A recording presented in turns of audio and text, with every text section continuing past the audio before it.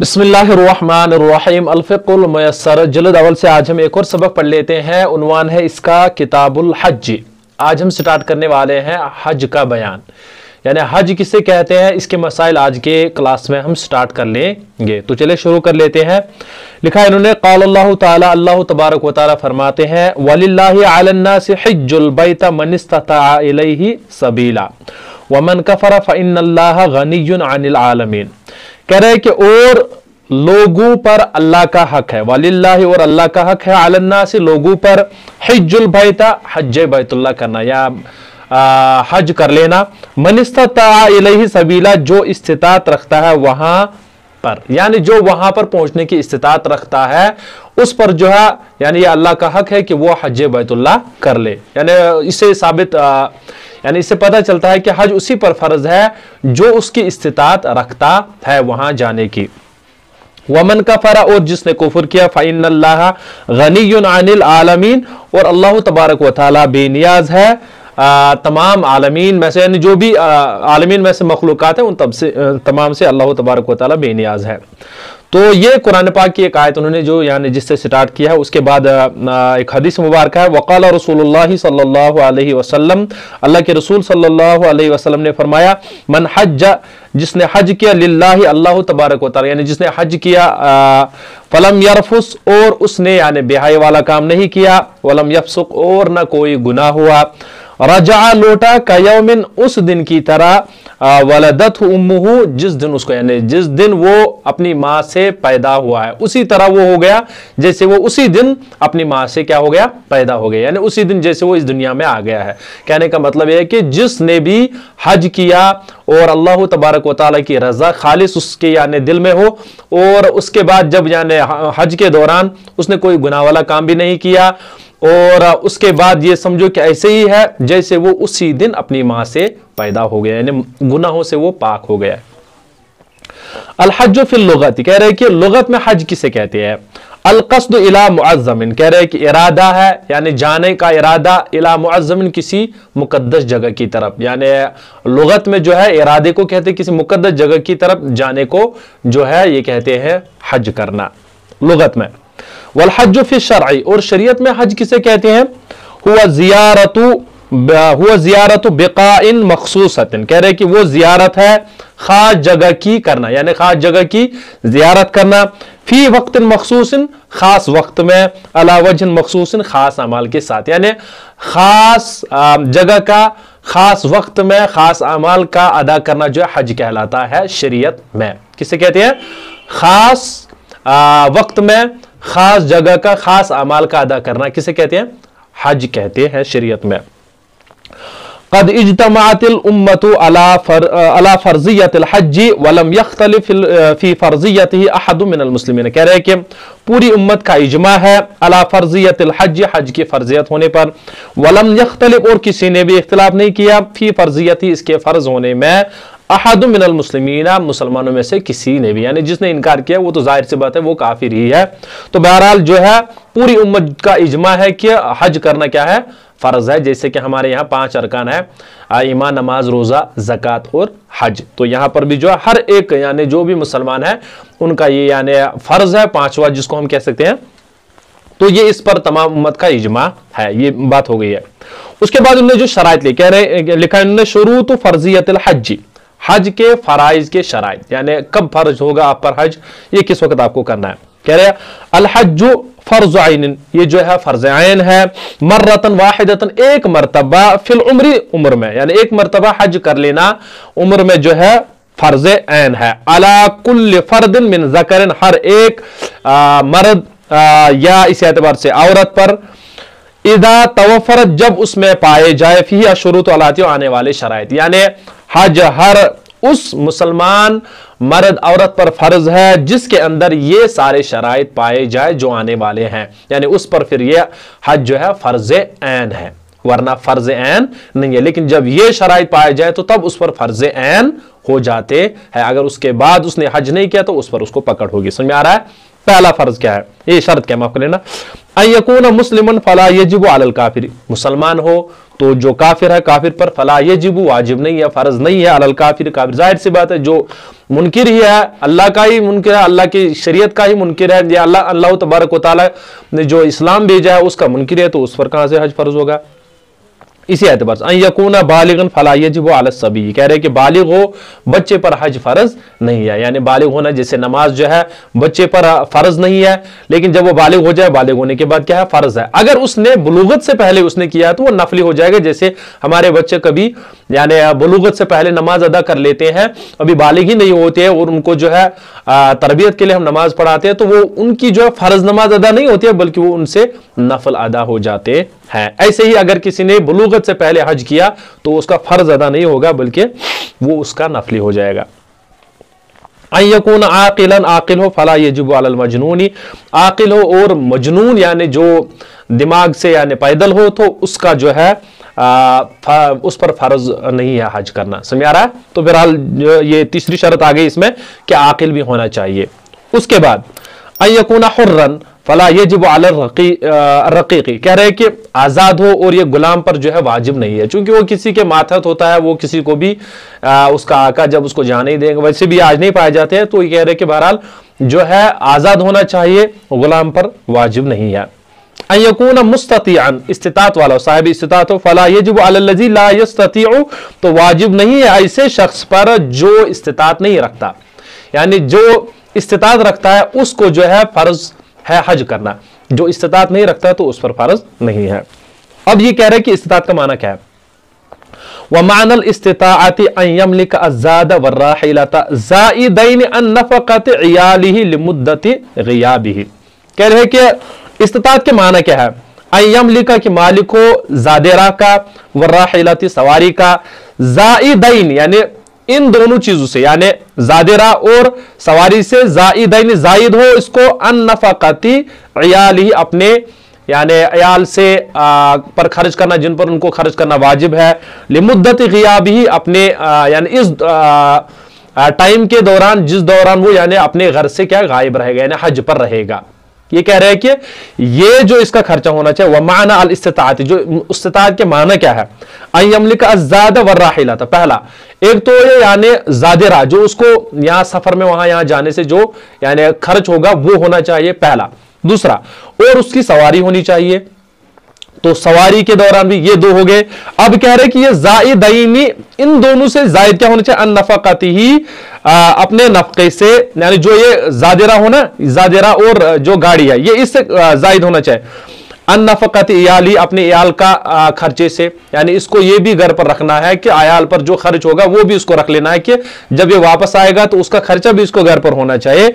लिमुद्दत ग़ियाबी अपने घर से गायब होने की वजह से, यानी जब ये, यानी कहने का मतलब है जब ये हज पर जाएगा तो हज के दौरान जो इनके घर वाले होंगे जिन पर इसको खर्च करना वाजिब है, लाजिम है, उनका खर्चा भी उसको घर पर रख लेना है, ये कहने का मतलब है।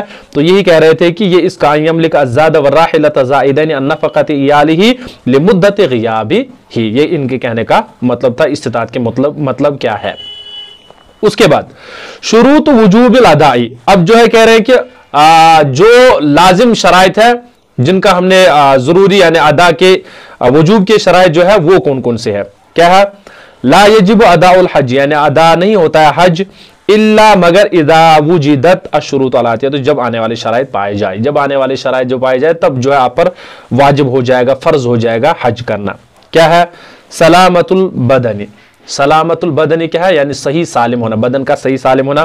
फला यजिबु अदाउल हज अलल मुक़ादिन, कह रहे हैं कि तो अदाए हज वाजिब नहीं है माजूर पर। मुक़ादिन यानी जो जिसको जैसे फॉर एग्जांपल पोलियो हुआ हो कि वो दोनों टांगों से कुछ कर नहीं पाता, तो उस पर जो है फर्ज नहीं है।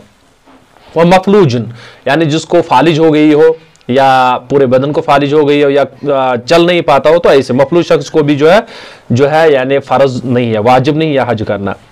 व शेखिन फानिन ला यक़दिरु अला सफरी, और इस पर शेखुल फानी जिसको हम कहते हैं, ऐसा बूढ़ा जो सफर करने पर कुदरत ही नहीं रखता हो। जाहिर सी बात है, हमें लगा कि अगर हमने इसको सफर पर लिया तो इसका दैंड हो जाएगा रास्ते में ही, तो ऐसे शख्स को जो है यानी इसको नहीं, इस पर फर्ज नहीं है, जाए तो अलग मसला, लेकिन फर्ज नहीं है, वाजिब नहीं है। ज़वालु मा यमनउ अज़्ज़हाब, और उसका जायल होना जो मना कर रहा था, यानी जो रोक रहा था जाने से, हज जाने से। जैसे इन मिसाल में समझा रहे, फला यजिबु अदाउ अलल महबूसी, तो अब जो है यह कह रहे हैं कि तो वाजिब नहीं है, फला यजिबु वाजिब नहीं है, अदाउ उसका अदा करना अलल महबूसी कैदी पर।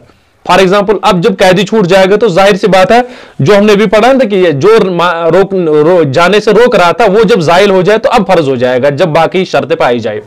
इनके कहने के मतलब है यही कि फला यजिबु अदाउ अलल महबूस, अब जो कैदी है उस पर वाजिब नहीं है, जब लेकिन कैद से ये आजाद हो जाएगा तो उसके बाद जो पीछे वाली शराइत है वो सारी पाई जाए तो फिर वाजिब हो जाएगा। समझ आ रहा है? ये उन्होंने कहा था कि ज़वालु मा यमनउ अज़्ज़हाब, जो यानी ऐसा जो है उसका जायल होना जो उसको जाने से रोक रहा था। वल खाइफी मिन सुल्तान अल्लदी यमनउ अनिल हज्जी, और ऐसे यानी वल खाइफी मिन सुल्तान, और बादशाह से डरने वाला, अल्लदी जो बादशाह, यमनउ अनिल हज्जी जो उससे क्या मना कर रहे थे, इस पर भी वाजिब नहीं है। जाहिर सी बात है जो अगर उस पर यानी किसी ये बादशाह की तरफ से बैन है कि नहीं ये नहीं जा सकता, फलानी बंदे के फलानी जमात के लोग नहीं जा सकते, इनका जो है वीज़ा नहीं मिलेगा, तो जाहिर सी बात है जब तक वो मना है तो उनका हज फिर यानी नहीं है, तब तक उन पर वाजिब नहीं है। जब वो उन पर जो भी यानी हुकूमत की तरफ से जो उन पर दबाव है, अगर उनको वो छोड़ दिया जाए, उनका वीज़ा पास कर दिया जाए तो फिर वो हज कर सकते। और जो इसमें फंसे हुए उन सबको पता ही है, तो उन पर जो फिर है हज वाजिब नहीं है। इसमें बहुत सारे हमारे यहाँ मामले हो जाते हैं, तो बहरहाल जो है उस पर फिर वाजिब नहीं है। जब वो उस पर जो भी बैन होंगी वो सारी उठ जाएंगी तो फिर उस पर वाजिब हो जाएगा।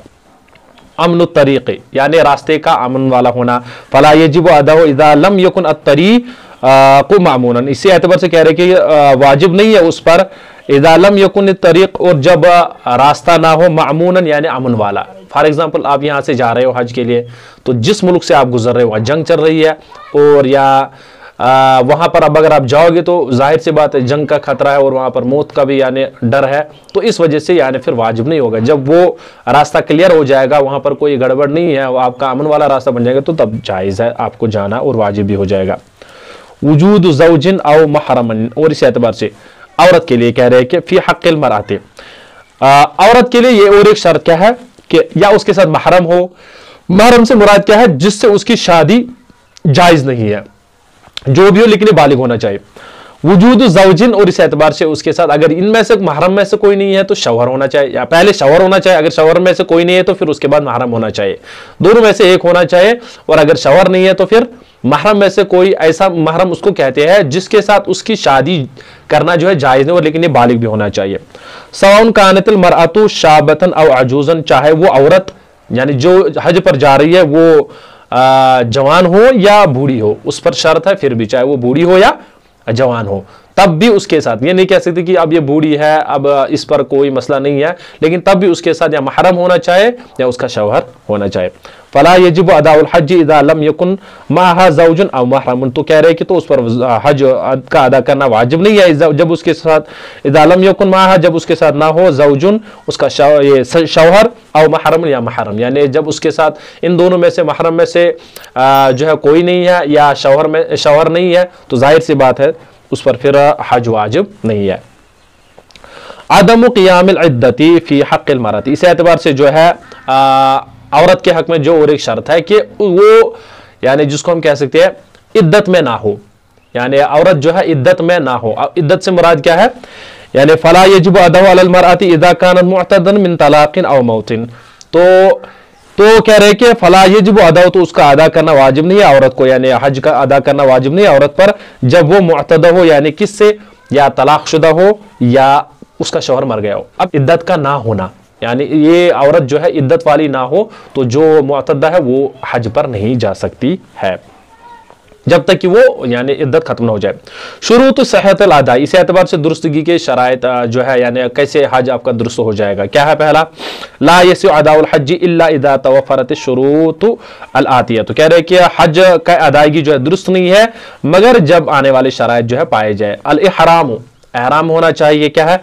यानी एहराम बांधना जिसको हम कह सकते हैं। फला यसिउ अदाउल हज बिदूनिल इहरामी, तो कह रहे हैं कि हज की अदायगी दुरुस्त नहीं है बगैर एहराम के, बगैर एहराम के हज की अदायगी दुरुस्त नहीं है। अल इहराम और एहराम किसे कहते हैं? हुवा नियतुल हज मा तलबियति मिनल मीकाती व नज़्उ सियाबी अल मखीतती व इर्तिदा, पहले हम यहां से उसको कर लेते हैं। हुवा नियतुल हज मा तलबियति मिनल मीकाती, कह रहे हैं कि वो हज की नियत कर लेना तलबिये के साथ, मीकात से, यानी मीकात से तलबिये के साथ हज की नियत करना। मीकात उस जगह को कहते हैं जहां से वहां पर आप, यानी वहां से आप बगैर एहराम के नहीं जा सकते हैं, समझ में आ रहा? वहां से बगैर एहराम के जाना आपका दुरुस्त नहीं है, गुनाह है। तो इस हमारे यहाँ जो हिंदुस्तान के उनका जो है ये लमलम है। बहरहाल जो है अलग अलग ममालिक के अलग अलग होते हैं, जो भी जाते हैं तो उनका अलग अलग मीकात होता है। मीकात से यही कह रहे हैं कि मीकात से आपको जो है एहराम बांधना हज की नियत के साथ और तलबिया पढ़ लेना है। तलबिया आ रहा है कि अल्लाह अकबर, ये जो आ रहा है यहाँ पर लब्बैक लब्बैक अल्लाहुम्मा ला शरीका लक लब्बैक इन्नल हम्द, ये आगे आ रहा है। वनज़्उ सियाबी अल मखीतती, और इसी एतबार से जो है सिले हुए कपड़े का निकालना।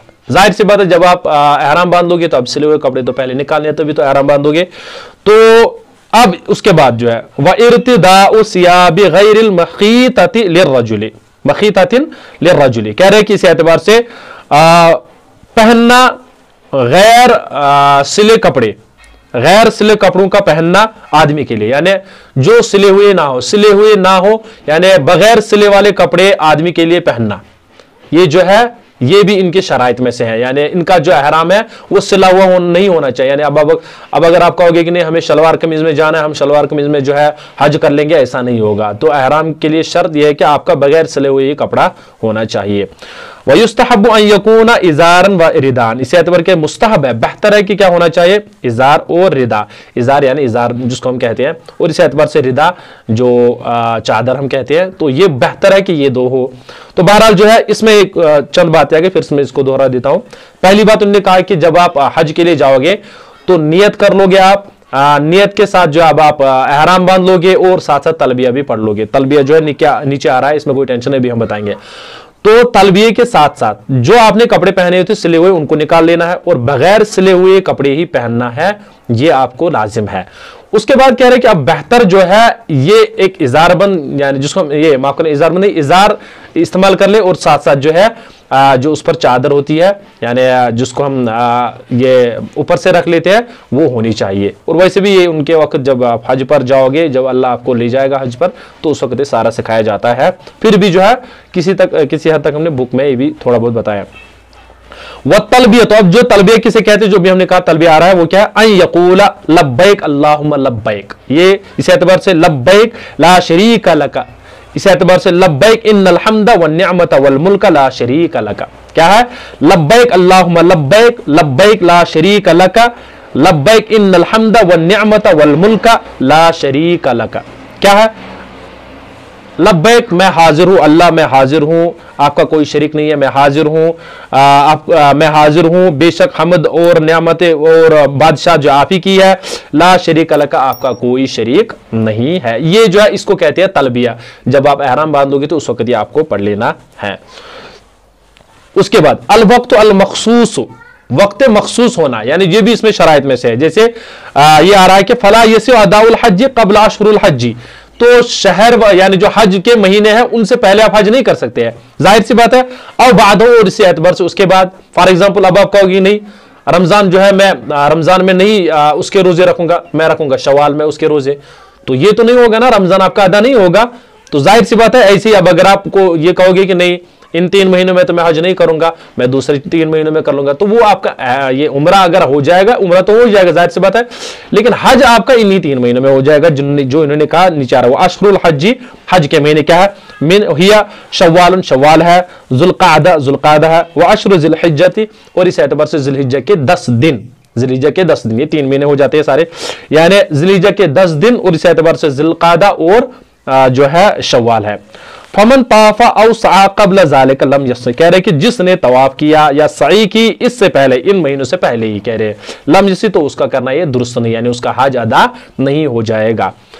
वयस्सिहु अल इहराम माल कराहत क़ब्ल अशहुरिल हज, कह रहे कि और एहराम जो है दुरुस्त है कराहत के साथ अशुर हुज से पहले, यानी आपने शवाल से पहले ही हज बांध लिया, एहराम बांध लिया, कह रहे वो तो मकरूह है, लेकिन दुरुस्त तो है लेकिन वो मकरूह है, दुरुस्त है लेकिन बेहतर है कि शवाल में ही आप बांध लो। ये पिछले जमाने में जाते थे, तो आजकल तो उन्हीं महीने में, यानी बाज लोग तो जाते ही है जिलहिज्जा में ही, वो 10 दिन पहले ही जाते हैं, बस अपना हज करके आ जाते हैं। ये उस दौर में था जब ये सारा ट्रांसपोर्ट सिस्टम नहीं था, हवाई जहाज नहीं थे, और या इस किस्म के शिप्स नहीं थे जो जल्दी पहुंचा देते हैं, तो उस दौर में जो है शवाल से ही वो एहराम बांध देते थे।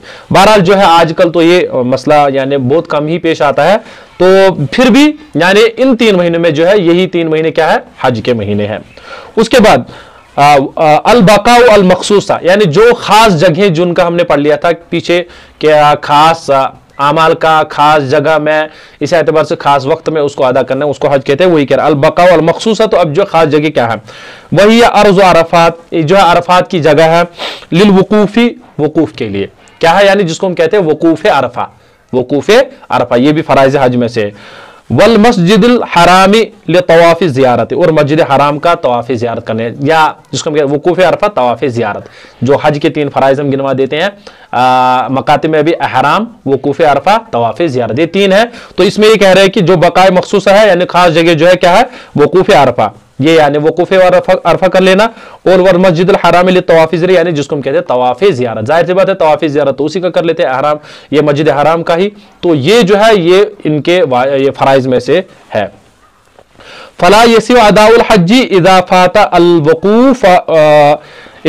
अल वकूफ़ा बिअरफ़ा फी वक्तिल वकूफ़ी, कह रहे कि तो दुरुस्त नहीं, हज की अदायगी दुरुस्त नहीं जब आपको इज़ाफ़ातल वकूफ़ु, माफ कर लेना, जब वकूफ आपसे छूट जाए, बिअरफ़ा अरफ़ा का फी वक्तिल वकूफ़ी, वकूफ के वक्त में, यानी वकूफ अरफा आपसे छूट जाए, तो कह रहे हैं कि उसके बाद जो है अदायगी हज जो है आपकी दुरुस्त नहीं। अगर किसी का वकूफ अरफा, मैंने भी कहा कि चूंकि फराइज में से, इस वजह से वकूफ अरफा जिसका भी छूट जाएगा उसका हज दुरुस्त नहीं होगा।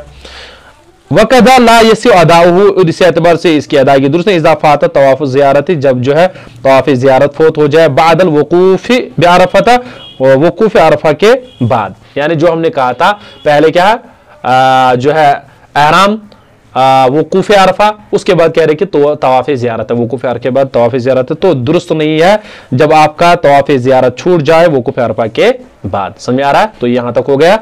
तो उसके बाद जो है इंशाअल्लाह तबारक व तआला और एक सबक हम पढ़ लेते हैं जो है मीक़ातुल इहराम। तो चलिए आज का सबक हमारा यहां तक ही होगा।